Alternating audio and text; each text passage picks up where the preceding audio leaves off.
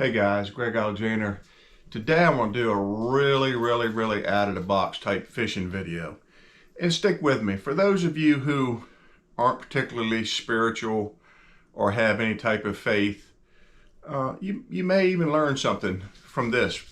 But the question is, and I hear a lot of people talking over the years where, they give credit to God for winning a tournament, and then they basically blame him when they don't win a tournament.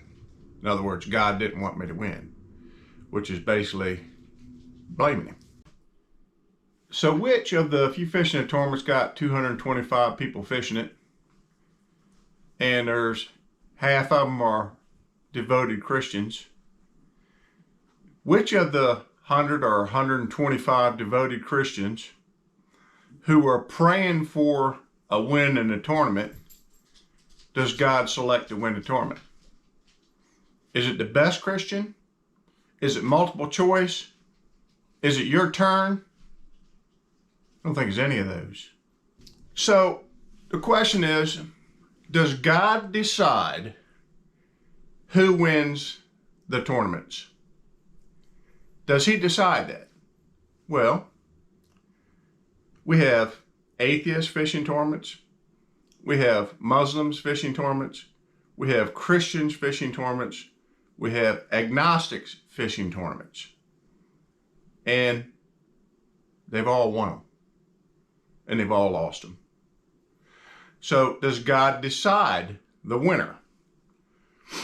Well, let's first define what he has done in the past concerning fishing.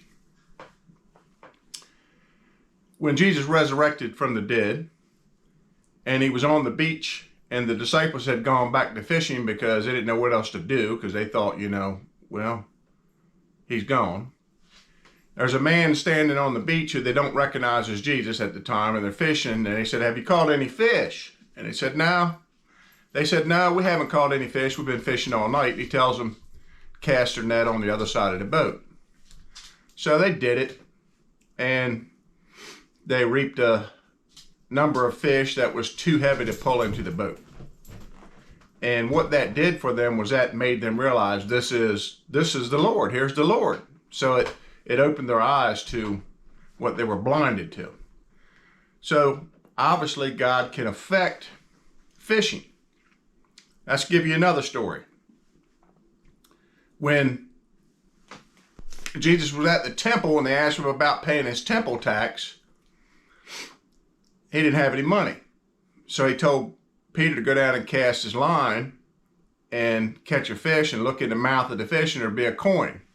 So he went on down and cast his line and caught a fish, and guess what? There's a coin in the fish's mouth, and he brings it back and he pays his temple tax and Jesus's also.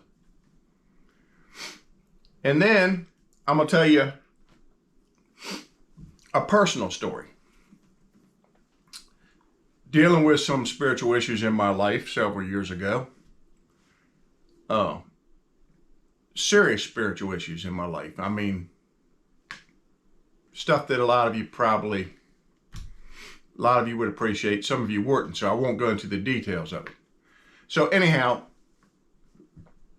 I was having some doubts about whether or not what I was hearing from the Spirit was real, or was it my imagination? And so that next day, I'd had a pretty vivid dream and even a vision, if y'all can believe that or not. It doesn't really matter. I know what happened. And the next day, we took my buddy's boat to fish a tournament on Upper Chesapeake Bay. And this has been, quite some years ago, probably 20 years ago.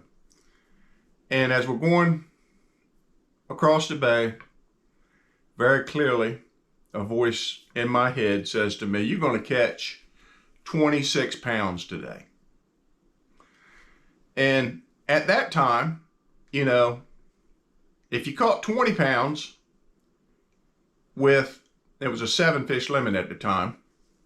If you caught 20 pounds, you pretty much were going to win the tournament at the time. I mean, you were going to win.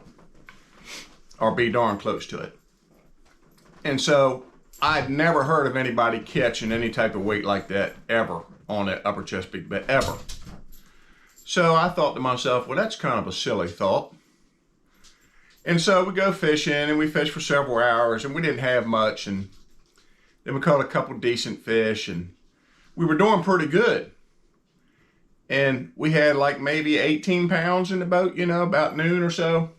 And thinking to myself, well, if we come in with 18, we're going to put ourselves in a contention to win this tournament.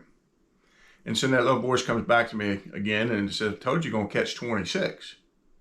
So I told my buddy with me, I said, Jay, I know it sounds crazy, but I got to put it on record.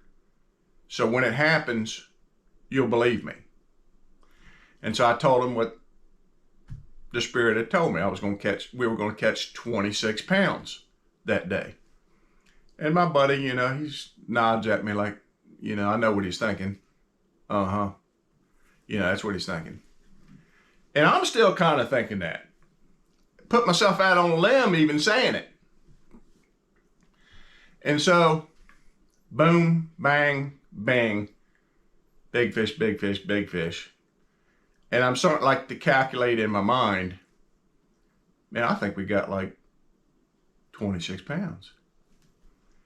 And so we go in at the end of the day, and we didn't weigh him or anything. Go in at the end of the day, and people are like, hey, what do you got? What do you got? What do you got? And I said, I think we got 26 pounds. And everybody's looking at me like, no, you don't. No, you don't. Thought I was joking.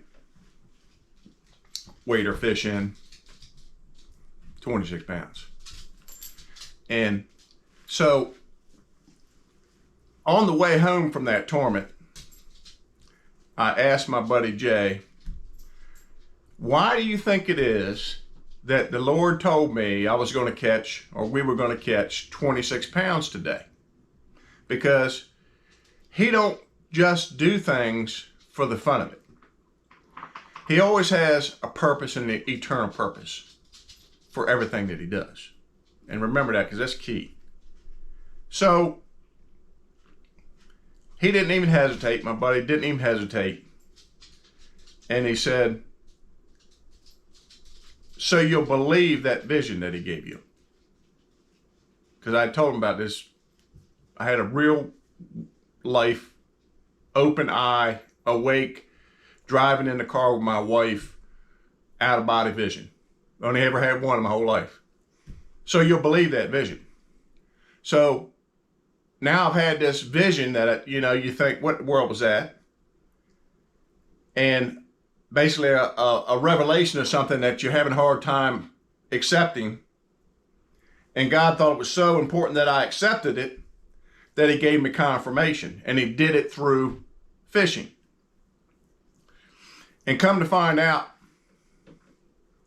later, my buddy was really shook up about it. He was shook up about it. I never could really understand why he was so shook up about it. And the reason he was shook up about it, he finally told me a long time later, because he basically told me he just couldn't tell me. He told me a long time later that the night before we fished this tournament, he had a dream. And his dream was my vision that I told him. And it shook him to the core. So that was as much for him as it was for me. But it gave me some realization of some things in the spiritual that I say I believed, acted like I believed, but didn't really in my heart completely grasp. And it helped me to grasp this. So what I'm saying about fishing is, can God decide the winner of the tournament? Absolutely. He can absolutely decide the winner of a tournament. He's shown it throughout history, throughout Scripture, that he controls the wind and the waves, that he controls if the fish swim into the net or not, that he controls whether or not a fish will go pick up a coin off the bottom and swim up and bite a line. He controls all of that stuff. Does he control it all the time? No. He's created creation to live underneath of his order. Okay? The fish swim, the birds fly, people walk, procreation, everything. He's created that stuff. He allows us to live our lives. He doesn't interfere in every little thing that we do. He can, but he doesn't interfere in every little thing that we do. And he doesn't make us lose tournaments 99.99% of the time. And he doesn't make us win tournaments 99.99% of the time. He just allows that stuff to play out. Life plays out. Now, when does he intervene in a tournament? To either make you lose a tournament or to make you win a tournament. God only intervenes in tournaments when there's an eternal purpose involved. In other words,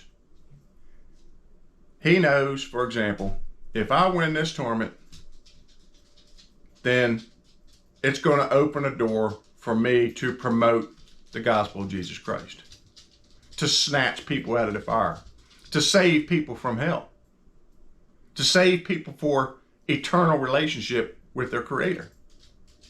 He'll intervene. You know, I fished 16 national championships of various sorts over the years. And in every situation, I've never won a national championship. I've never gone on past that point. But in almost every case, I end up in the boat with somebody who either needs some type of spiritual support, spiritual clarification, or has no idea about the things of God. And in many, many cases, I've shared the gospel of Jesus Christ with the people in my boat. And if that's all I ever did, I did something way more important than any tournament win ever. I had a guy, I still remember his name, Chad. Maybe Chad watches my channel, I don't know. Chad was from Florida. And we were fishing the Harris Chain of Lakes Bass Nation National Championship, like back in 2006, 7, or 8, somewhere along there. And they put an observer with you through practice and a tournament. There was no co-angler, just an observer. And Chad, I think he was a manager of a Domino's Pizza or something like that. And he sat in the boat with me for 3 days, and he was agnostic. He really didn't have a faith. You know, he didn't deny God, he just didn't really have a faith. And so I shared the gospel with Chad. I was able to share the gospel with Chad for 4 days. And at one time during those 4 days, even during the tournament, he says, "Man, you don't have to share this with me because this tournament's really important, and I don't want you to be distracted by me and my questions." And I said, "I appreciate that, Chad." And it was tournament day. And I set my rod down, sat down on the front of the boat there, and I said, "Chad, do you really think me catching a fish is more important than your salvation? I'll sit here the rest of the day if that's what it takes." And this is the attitude we have to take. Did I win that tournament? Did God reward me for doing that? No, he didn't reward me for doing that. My rewards are in heaven. Whatever you get here now is very short and fleeting and goes away quick. I'm 60 years old. Started bass fishing when I was a kid. I didn't start getting a club until I was 26. And 26 till 60 today is like that. And it's going to be gone, fleeting, gone. God doesn't make you win tournaments or stop you from winning tournaments unless it fits his eternal purposes. Rewards, he doesn't reward us necessarily with a tournament win because we did things that affect eternity. He rewards us there. So I believe while God can and does at times affect the outcome of tournaments, he mostly takes his hands off of it and lets it play out, just like you selecting what you're going to eat for dinner. He doesn't make you select what you're going to eat for dinner. He doesn't make you drive to Lowe's to go get something. He doesn't do all these things. Now, he can affect these things, all if it advances his agenda. And what's God's agenda for us? To do justice, to love mercy, to walk humbly with our God, and that we would have an eternal relationship with him when this life goes away, and on this earth also. So I wanted to address that. I don't know, maybe I lost some viewers by putting this video out there. Sorry. But I really felt like it was important that we have an understanding of how God interacts with us in our lives, including fishing, which, you know, if you're watching this, you're pretty passionate about it, that you watch fishing videos. So again, I hope this helps some of you understand. Just go fishing. Just go fishing. The chips will fall where they will. If you work hard at it, you'll probably do better at it. If you don't work hard at it, you probably won't do as good at it. But, you know, you're not going to probably sit home and not work hard at it and not do well on a regular basis because you're a good Christian. You know, God's not going to reward you, you know, for no effort. He's probably not going to just reward you for fishing anyhow. Again, like I said, because our rewards are eternal. So maybe this is controversial. I'll probably get a lot of controversial comments on it, and that's okay. That's okay. I'm just speaking truth to you. So anyhow, I do appreciate you watching my videos. Won't do too many more like this, spiritual-minded videos. But I just felt like it really needed some clarification because I really hear a lot of people basically blaming God when they don't win and thanking him when they do, which is fine. You know, give thanks in all things. That's awesome. We should give thanks to God, but let's not blame him, you know, even offhandedly when we don't win. Well, he didn't want me to fish that because I was supposed to be here, or that would have did this. And he can do that. Now I understand he can do that. He can change your path for his eternal purposes.